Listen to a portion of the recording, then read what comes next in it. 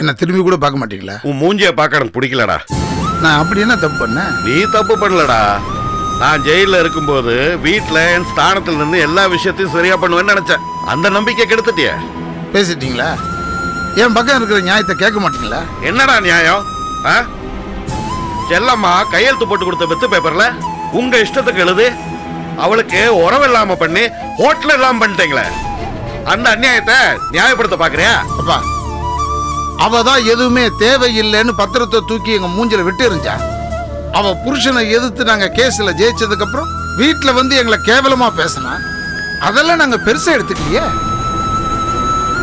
ஒரு நாள் கோவில்ல அவளை பார்த்து என் நிலைமையை விளக்கி சொன்னேன்.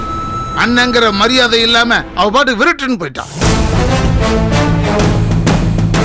எல்லாத்துக்கும் மேல அம்மாவை நினைக்க வேண்டிய அண்ணிய கை நீட்டி அடிச்சிருக்கான். அதுவும் ஹோட்டல்ல 4 பேருக்கு முன்னால. அவ என்ன வேணாலும் பண்ணுவா, பதிலுக்கு நாங்க கோவப்பட்டா தப்பா? டேய், செல்லம்மா எதை பண்ணாலும் அதுக்கு ஒரு காரணம் இருக்கும். அது என்னன்னு பாரபட்சம் இல்லாம நீ விசாரிச்சிருந்தா இப்படி எல்லாம் நடந்திருக்காது. ஆனா நீ எதுவுமே விசாரிக்காம உன்னை சுத்தி இருக்கிறவங்க சொன்னது மட்டும் உண்மைன்னு நம்பிட்டு இருக்க. நீங்களும் அப்படிதானே நம்பிட்டு இருக்கீங்க? செல்லம்மா உங்களை ஜெயில பார்த்து சொன்னதை மட்டும் உண்மை நம்புறீங்க.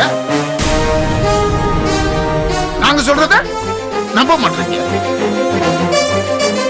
நீங்க எப்படி செல்லம்மா சொல்றத உண்மை நம்புறீங்களோ அது மாதிரி நான் என் முண்டாட்டி சொல்றதானே உண்மை நம்ப முடியும். டேய், 2 பேரும் சொன்னதுல எது உண்மை எது போயின்னு இன்னைக்கு வேணா உனக்கு தெரியாம இருக்கலாம்.